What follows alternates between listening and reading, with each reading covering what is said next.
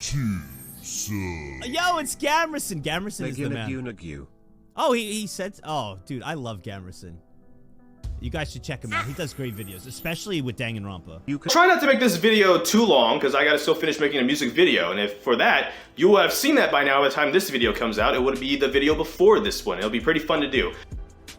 There's a lot of things I get entirely too much credit for, at least in my opinion, and even Danganronpa is one of those things, even though I guess, especially over the course of 2020, there's been a couple of friends that kind of got into and have played through or are still playing through the series, kind of because of me, so that's kind of interesting. But part of the reason I'm making this video is to address a video I made about Nagzz back in like October. It was around there when he first started his the new channel that he created, which has been rebranded. I know chat likes to call it the NTR channel, because it is, you know, that's correct. But on a more serious like branding note, the name did have to be changed from when I made that video, so I want to kind of address that real quick and say it is now called Nagzz Discovers. It's still generally the same kind of content though, in which case, you know, him discovering different things at the moment in time, HoloLive girls and VTubers and stuff like that. But it's, while it's the same channel, all the same kind of stuff is still going on it. There was a name change, so if you ever do see that other video, just ignore that. I did change the title and like the thumbnail and the description and all that, but I can't change what I said in that video unless I invent time travel, which could be a useful thing actually. But just, I wanted to address that just real quick before we get into the rest of this video, because that is a thing. Like, there was a reason he had to change it. I won't get into it. He's asked that we don't get into it, but yes, it is now Nagzz Discovers since I made that video. So with that being said, moving forward, because let's talk about Nagzz a bit actually. It's been a while since we've had a video where we kind of just talked about really anybody, because I'm always afraid that if I do too many of those videos too much, it'll lose its like novelty. But it's been a while, so as an excuse to segue into some more Nagzz stuff, why not? One of the things that I've always debated actually when it comes to Nagzz streams at the moment is you can use your channel points to do this thing called Nagzz Discovers You, in which case he likes doing interviews. So the thing about how this works is that you would use your channel points, a lot of them, and he'd interview you for like, 10 to 20 minutes, and he gets to, experience interviewing people, kind of practice that a bit, while someone else gets to kind of, talk to both Nagzz and then chat a bit, maybe let loose a little bit of the anxiety they might have, or just get to talk about a cool project they're working on, whatever it is. And then Nagzz can kind of guide the conversation with, his own interview questions. It's a pretty cool thing. And one thing that I've kind of debated doing was actually using my channel points not to discover me specifically, but to have him do like a YouTube analytics kind of a stream. And the reason I say that is because he has financial streams, but I've got to talk to him on a couple of occasions about like YouTube analytics, the way YouTube's changed between the first apocalypse to even like now and stuff like that, the differences, both bad, but also some actually good stuff for creators, and the things he has, the things he says, the things he knows, especially as a marketing guy, right? I know people joke about he's not a marketing guy anymore, he lost a job, whatever. Fun fact about that, he could have saved that job if they would have listened to him, because he was trying to tell people about social media and marketing stuff, but that's a conversation for another time. He could tell you about that if he wants, but I kind of want to use my points to do that. I don't know if I can get away with doing that and saying, instead of discovering me, because that's boring, do like a YouTube analytics stream kind of a thing. It doesn't have to be like a long multi thing like the financial streams, but just getting to hear him even like one time, even if you're never planning on doing YouTube or streaming, you're just going to be a watcher. That's kind of what you want to do. Still listening to like the ideas he has, how he understands stuff, how he markets stuff, I think would be really cool, because I've got to have a couple conversations with him about that, and I think that's cool. I think that's been very useful, right? Like historically, well, I guess for this next part, I have to historically go into a little bit about like the history when it comes to like Nagzz, YouTube, and myself here. It feels, I hate talking about myself a bit, but I kind of have to. It's for context's sake. So for context's sake, first and foremost, we have to talk about Markiplier a brief bit, which on a side note, fun fact, for those of you who are not like the OGs, I get credit for being an OG for some reason. Some people have been there since like 2017. So anyways, in 2018, March 2018, so about 3 years ago actually, Nagzz, our boy Nagzz, was featured in an article alongside Markiplier and also Lindsay Jones, if you know, Achievement Hunters, but also the voice of Ruby, as in Ruby Rose from the series Ruby, which we've watched actually. Nagzz did a watch along in early 2020. We'll get into all that later though, but he was in an article with those two as well. So that's actually something that's kind of cool. If you didn't know that, you can look at it, just Business Insider, March 2018, type in Nagzz Markiplier. It should come up, and it was an interview with all three of them. And it was neat. But speaking of Mark and why I bring him up, first of all, Nagzz actually has a lot of respect for Mark, so that's kind of cool too. But there was a week in February 2019 where him, Zentreya, and Markiplier, like not all together, but like they're different streams throughout the week. They all had like the same idea, which was to go around and either raid or just dump a lot of money and an investment on like random streamers that they're finding, right? Like Nagzz and Zentreya, for example, spent that whole week every time they're into the stream finding like a small like streamer in some category that they did not know, not even like a friend of theirs that they didn't like was doing small, like just someone they had no idea about, and just sending their stream to them for a bunch of love, support, donations, bits, all that stuff. And it was really cool. And like a lot of people still do that to this day. It's not like a foreign idea, even to those two. Mark was also doing that because he used to do a bunch more kind of chill streams in the evenings, sometimes with his girlfriend Amy. And he did this once. He found a streamer called Big Cheese KIT, Big Cheese Kit. You might have heard of him. And he just dumped like 50 subs on them. So that's actually how I ended up getting a sub from Markiplier to this particular creator. And it was just cool because the whole week, that was kind of like the theme for like any creator I was watching. It was like the whole thing that they did. So I made a video about it because I thought that was really cool. And if I ever got to a size where I could do that, I want to be held to actually like doing that. That's something I also want to do. Don't get me wrong, but if I'm ever at a size and I haven't done it, and it's been like a while, and like, hey, didn't you say when you had it like that, you'd do that? You haven't done it yet. We're holding you accountable. That's also part of why I made that video, but also to highlight those three, because I just thought that was really cool, that because you're in that position and you don't have to do that, right? None of them could do that. And people would still hold them in high regards, respect them a lot, love them a lot. But the fact that they still do it anyways, I think that's what was pretty cool about that. So I made a video about that. Someone sent it to Zentreya. She saw it, I got a little bit of a boost. And I say that because then eventually Nagzz saw it and he thought it was actually really cool too. And so what ended up happening is when he saw that video, he saw it on stream, and his chat and him came through and just gave a lot of like love and support that I didn't, you know, I didn't make the video for that. I make videos like these so that they can just be found maybe eventually one day. I don't really promote them. I don't really even send them to people. It's just there. And if they see it, they see it one day. Maybe even brings up their mood, who knows? But it was cool because when that happened, and what was nice about that, it was just a lot of support actually from chat. And chat's been cool always. They're cool to this day, right? Even with the slow organic growth, a lot of new people coming in, new pogs and stuff like that. It's cool, but I mean, like, it's always been like that too. He's always had this foundation of support and stuff that's been really cool to see. So that inspired me to make a secondary video, and that just kind of segues into, so Nagzz kind of subscribed at that point, and so we kind of watch each other's stuff up to a certain point, because I did get into Danganronpa, and he didn't want to spoil Danganronpa for himself, so I'm pretty sure he had to stop around there, at least until he got through Danganronpa 2. But we've been kind of bouncing off of each other sometimes, and so I made an analytics video. I did a 50-day challenge in the middle of 2020 when lockdown first started. I was like, okay, I'm just gonna go hard in the paint. 50 videos, 50 days, fully edited, no excuses, let's go. And I did, and I ended it with an analytics video that Nagzz watched, and that's when we first kind of talked about analytics, and so it was actually really cool. And like, again, why all this segues into, if ever, I'm still debating if that's the way I want to do it. I don't know yet, we'll see. But if you ever get the chance to talk about him, about like this kind of stuff, please do. It's actually really neat to hear his ideas, hear his thoughts, hear the fact that he actually doesn't think he's good at thumbnails, when I think he's actually really great at thumbnails. And we'll get into the history of how I found him too, but like, his thumbnails pop out to me versus a lot of the other stuff I watched at the time. And even now, to be fair, it's not to call other people's thumbnails bad. It's just that I think he does a great job at thumbnails. I mean, there's always the idea if you want to improve. So if he's in the situation where he's just like, I just want to improve, I don't think they're good enough in terms of, I think I can always do better. I have that same mentality too, so that's fine. But like, he does some good stuff, in my opinion. So there we go. We're always going to hold other people probably in higher opinions than ourselves as well. So there's that too. But to segue into Nagzz specifically, because after that idea, the one thing about Nagzz that I do disagree with him on constantly, and I've talked to him, is he doesn't give himself enough credit, in my opinion. Like, don't get me wrong, he used to have this analogy that he's just that guy that kind of brings people together, and he's fine with that. He's like a bridge, you know, he gets people to meet people. People have told him they've met through his streams or through his videos. They met someone in the comments, and they met someone in VR chat, and things have gone, you know, the friendships and bloomed and stuff like that, and that's great. At least now, though, the analogy is he has a house, so he's not homeless anymore. Progress, there we go. Maybe one day in the future he'll even have a car, maybe some dentals, healthcare. We'll see. You know, we'll get there when we get there. I don't know, maybe. But the point is, that's the analogy he still maintains. It's a good analogy. I'm not disagreeing with him on the analogy. I just think that even if you have that big house that everybody goes to the party and everything, no one would come to the party if the person throwing the party wasn't worth coming to the party for, and then staying for, and then also providing stuff for, right? You're not coming to an empty house where it's like a fishbowl, there's no blinds or anything yet either. There's no food, there's no tables, there's no drinks, nothing.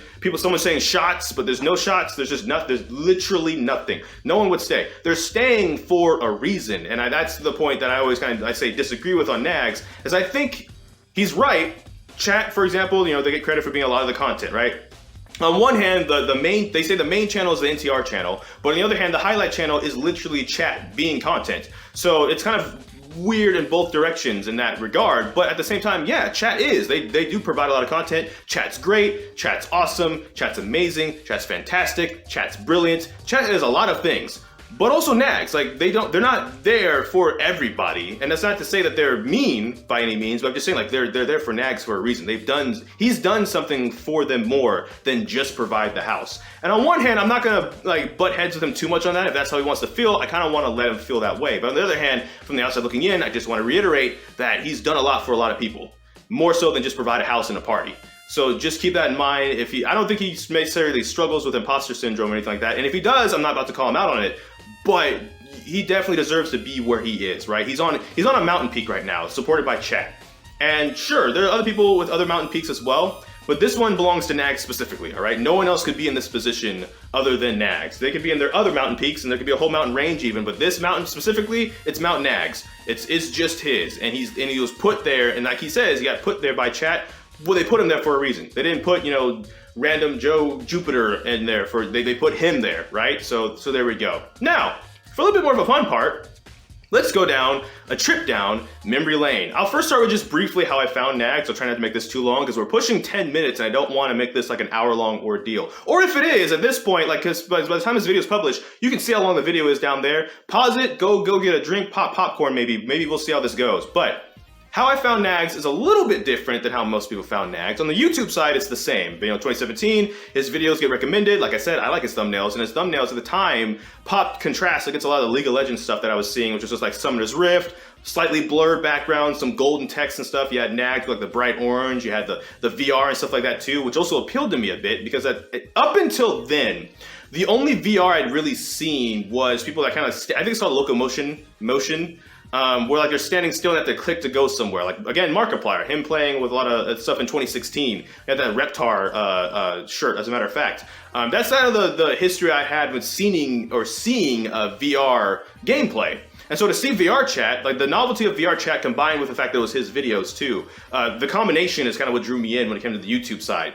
But I was an idiot because I didn't think that someone could do YouTube and Twitch at the same time. Historically, a lot of the creators that I knew did one or the other. So I didn't actually find Nagzz on Twitch until a little bit later. How I even found VR chat on Twitch is that I have a Roku stick. I have a Roku stick and it's plugged into my TV. So that way I could throw a stream up on my TV while I worked on my laptop. I didn't have a PC at the time. I didn't get a PC till like mid-2019. I'm catching up on a lot of stuff in that regards. So I would work on my laptop, I got work to do, I could throw a stream up there, and I had Dyrus' stream up there, because speaking of League of Legends, he was one of the first streamers I followed back in like 2015, because of League of Legends, the pro scene, etc. If you don't know, Dyrus was the pro play top laner for TSM in North America for a while.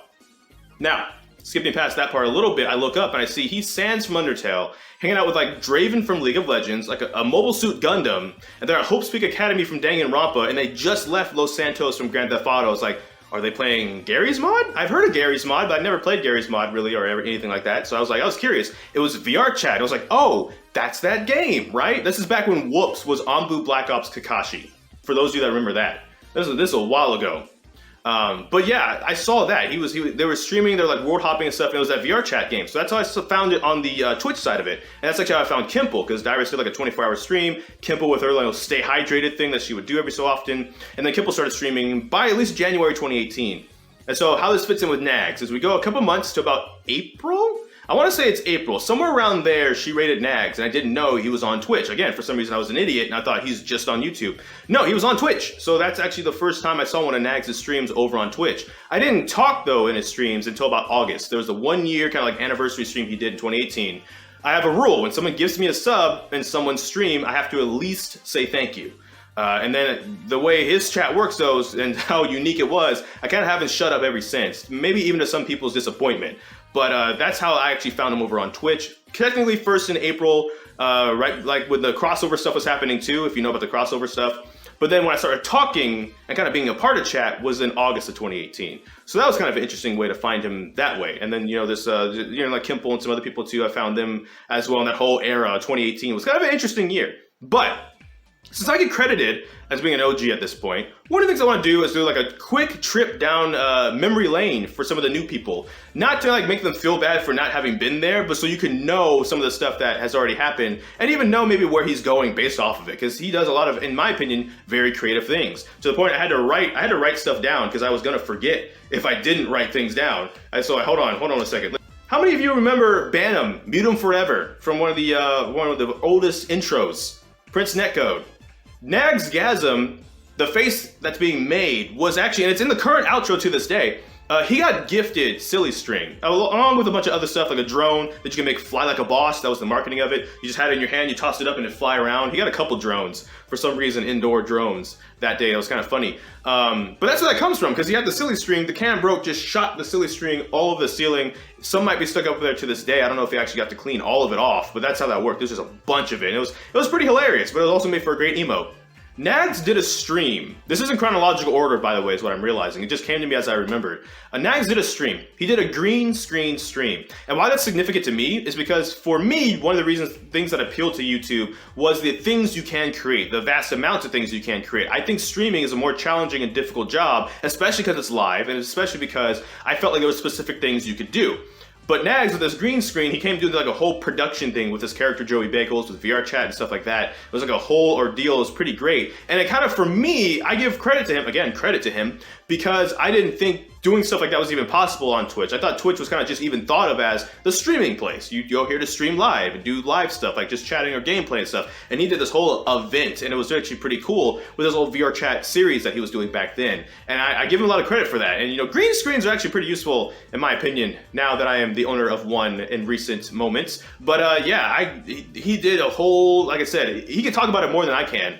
But a whole production, it was really cool, it was really awesome. I think because he had to get rid of stuff because of DMCA, any clips about it might be gone, but he might have a video of it saved somewhere if you ask him and he's willing to show it, so there you go. Speaking of Kimple, as a matter of fact, back in that anniversary stream, one of the ways she thanked him was she actually said thank you using her actual voice. And back then, that was like, she didn't use her actual voice. She used like the TTS robot voice. It was a cool voice, don't get me wrong, but it's also the segue into when you flash forward to now she uses her real voice. There's like a robot filter? Yes, filter. Robot filter on it, but she started using her real voice in April of this year. And it's a great voice, by the way, Kimple. But yeah, it's kind of funny to see that a little bit, because back then it was like, oh my goodness, she just spoke and everything, and now here we are all this time later, and people still doing their things and stuff, and that's one of the things that kind of connects even to that. So that's pretty cool. But also congrats to Kimple on doing that. Some of y'all, speaking of the crossover, some of y'all might remember Cycles, the HoloCycles. Speaking of Kimple again, because she's the owner of the HoloCycles, and the whole crossover event between the YouTube side and the Twitch side and all that stuff. And ask Nagzz about Cycles if he's willing. Because I shouldn't be the one to tell you about Cycles, I feel like, if the people that actually went through the Cycles don't want to talk about them. But it does remind me of this time that Nagzz was playing Nier Automata, actually. And it was actually doing really well. He was beating bosses, he was beating robots. He got to this village, and then things get a little fuzzy, and then I guess the game was over. Maybe he dropped the game at that point. I don't actually remember. Actually, it was a cool little robot village, I think. Maybe, I don't know. Oh, that's awkward. Interstate Nagzz. Ask Nagzz about the color green, if he's willing to talk about that. This was more of a dead meme, but how many of y'all remember the red rocket from improv nights when Nagzz went to those? Ask Nagzz about the time he met Kimple's dad, the giant booming void black hole in space. That at the time he went and met Kimple's dad. It was around the crossover again with Lanfear and Andis, and all of a sudden the two of them look away and look back, and Andis is gone. Andis got sucked into the black hole. Andis gone. They're still alive though, so I guess they survived. But yeah. Kimple's father also likes ice cream, just like Kimple does. Which, by the way, Nagzz, speaking of April 2018, there was 222 people in Kimple's stream when you promised you'd get everybody ice cream. It's 3 years later, we're still waiting on the ice cream. Just saying. Nagzz was prepared for like the Yubi and the 3-hour-long meme stuff, because he did a 10-hour Chica dance. We actually danced at one point as well. And we thought it was saying Radio Disney or Diet Pepsi by the end of each time it looped, because of how long it was. A full 10 hours. Oh, yes, it was. And that was definitely a long night, but it was a fun night. asked Nagzz about the time that Joey Bagels, his VR character, went to New York like in real life. And it was funny because as he was walking down the sidewalk being kind of lost and stuff, a car kind of pulled up with some random people like, yo, what's going on, man? You lost? And he's like, I don't know where I am. And they're like, you're in New York. I can't do a New York accent and I'm not about to do that and offend New York people. But they did that and then they like sped off and it was hilarious actually. It was a whole entire like IRL stream, but he did it as Joey Bagels. Like his character came from VR chat and it was cool. Remember when the tier 2, tier 3 streams were on Saturdays? I do. I also remember Kaijo. We watched Kaijo once. That was actually really fun. That was way more enjoyable than I thought. I thought it was just gonna be straight fan service. There was actually plot, but like actual plot and everything. Speaking of, I mentioned it earlier, we watched Ruby. Someone sent Nagzz. You can send videos to Nagzz and he'll watch them on stream. And they kept sending Ruby trailers actually, like the intro trailers for each character. And he got so interested in them and thought they were so cool that we ended up watching volumes 1 through 7 across like March of 2020 into the beginning of like April of 2020 as well. To the point that we're gonna be eventually watching volume 8 at some point. He plans to do a watch along with stream and chat at some point, we'll see. Nagzz once did play League of Legends in late 2018 actually. He played a game with some people on stream and he played Darius. It reminded him of Dyrus, and he actually did get some kills and stuff too. It was actually pretty neat, considering he had never played League of Legends before. And that was back when I was GG Get Jinx. Get Jinx as in a reference to Jinx from League of Legends. So there you go, a little bit of history. Nagzz originally didn't want to play Minecraft, but when he got to playing it, he got like really into it and started thinking and like theory crafting like castles and stuff like that. And it was really cool to see, to be honest, in my opinion, someone that had like no original desire to play. Like even in the current intro, right? That's where the gym and the Illagers come from, that whole scene and stuff too. He ended up opening a server as well. Hashtag Northside, best side still. And that's when I first tried to build HopeSpeak Academy. And there's actually a video, I made a video. I took the part of the stream where he saw the HopeSpeak I was building. So it was interesting, right? Because I don't see myself as having too much anxiety around people anymore, but looking back at like 2018, even 2019, it was definitely still there. I wasn't super nervous per se, but like the difference between when we have conversations now versus even that conversation, there's like a difference. And it's kind of interesting to see kind of like the growth, because like one of the things that Nagzz credits himself is getting people out of their shells. And I think VR chat also helps that a bit too, because you don't necessarily have to be yourself in the game. Obviously, as you can see, I'm not Monokuma. Unless I am, and I'm wearing a skin suit. But anyways, yeah, I think that was actually pretty cool to see like his growth with that. Now he does like crowd controls and rage weeks and stuff like that, and it's pretty cool. If you didn't know, Nagzz used VR chat to recreate 3 movies, The Titanic, Castaway, and Goodfellas. If you haven't seen those, I believe those are, at least Titanic is still up on his VR chat channel if you want to go check that out. Talk Time with Nintendo. Nagzz doesn't do sponsorships really unless he feels like they'd be a really great fit with the community he has. And for those of you that are really new, you might not remember this, but he did an Alienware stream once. That's the one sponsored stream he did. And the thing that stuck out to me, more so than like the 10,000 people and all that stuff too, was with the sub bombs, right? When the sub bomb happens, what happens, right? Yop shoots lasers out of his nipples. That's how that works, all right? But he wanted to see if he could talk to Alienware and see if he could get them to let him do that whole thing, but instead of lasers coming out, it was the Alienware logo. I don't think it actually went through, because I don't think that actually ever happened, but you know, you gotta be ambitious sometimes, and he tried. But it was a fun stream. I think it was a fun stream just because he doesn't really do that, but since he did do it, he went all out. There was a whole plot, there was a whole storyline, there was a whole Alienware was at the center of all of it. It was actually pretty cool, at least I think in my opinion. So yeah, real quick conclusion. Because I know Nutella's been brought up on stream sometimes. This stuff, in my opinion, is pretty good, at least when it's fresh. If you let it get too old, then not so much, especially if the bread is also not fresh too, you're gonna have a horrible experience. But on the event that you do ever try this Nagzz, and you do like it, because people do warn it can be addicting, I should do my part and warn that, you know, there is a chance you might actually like it. Try to curb that addiction by mixing it with something else then. If you really just, if for some reason you end up getting super addicted, can't stop eating it. I hope not, I don't think so either, but if in case, for example, like I mix it with peanut butter. I make like a Reese's sandwich so that way I don't have too much Nutella. There's like a mixture of something else as well to kind of curb that I can feel like I'm still eating Nutella without eating too much Nutella. And maybe you might not like it, and so there you go. This is what it looks like if you ever see it in the store though, usually. There you go, cool, done my part. There's a lot I'm probably even gonna forget, but again, I don't really want this video to even be like 30 minutes, but it's just gonna have to be, because there's so much to talk about, to be honest, in this video, of a really great and fantastic creator, to be honest. If you don't know them, you probably should know them, and go check them out. You know, it's funny, even looking at, like, going back to YouTube historically, right? Like this year, a lot of the videos I've done have been videos with friends. I don't really like calling it friend content. It's just really for our memories anyways. I'm not making these particular videos to go viral or anything. It's just so that we can look back on these months later and laugh about, oh, remember in TTT when this happened, or in Minecraft when that happened, or whatever game that we're playing. But what's funny about that is in terms of a small world, it's small world more of a thing here, where I'm playing with Digi and crew, and some of the people will remember Digi as Uncle Digi. They'll remember Digi DiGiorno, Daddy DiGiorno at one point, but now he's DigitalBoyo. Speaking of branding, that's what he is now. No more Daddy DiGiorno. It's DigitalBoyo. Same person though, to be honest though. But that in case you know, because branding matters. So I just want to say that again. So there you go. But some of them know him as Uncle Digi, and that's pretty funny. And then speaking of like the videos and stuff with like TTT or even GTA, how much I get killed by Lucy. As a matter of fact, MissLucci. That's Wait, no, I didn't mean to. Oh heck. Okay, cool. I'll do it then. Fine. Password. Oh no! Now to travel to 2015. Go. Why am I getting already quite half cool dead. stuff? What? Oh, that's. What is that, a bazooka? Hello there. Some tap each other and you're like trying to Dang. mark. Ow. You know, I don't need a trunk anyway, because I'm probably never going shopping. Well, I don't need. You don't need anything apparently. a fellow T2 over on Nagz's stream. And I think she's actually been around even longer than I have, so there you go.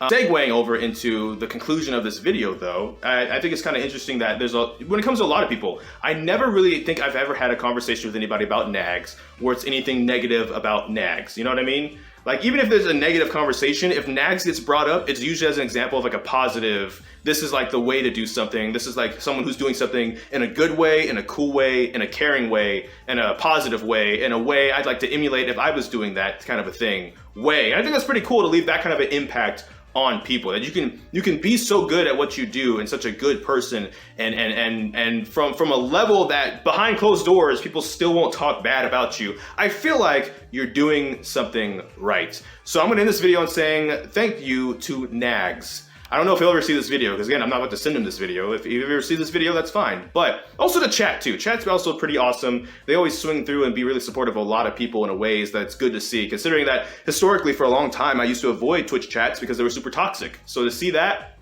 from him and other creators too is honestly really good. But I'm gonna wrap up the video here and say Nagzz is amazing. If you haven't seen Nagzz, Nagzz, because YouTube, when it does the little CC thing, likes to say Nagz. So there you go. Where we started this video, of course, he has the channel Nagzz Discovers as well, or Nagzz the Reviewer, NTR. But also the Nagzz Highlights channel with the chat and stuff. He also streams over on Twitch, twitch.tv/Nagzz21. Go check him out. You'll probably enjoy your stay. Also, you'll probably be gifted a sub, most likely.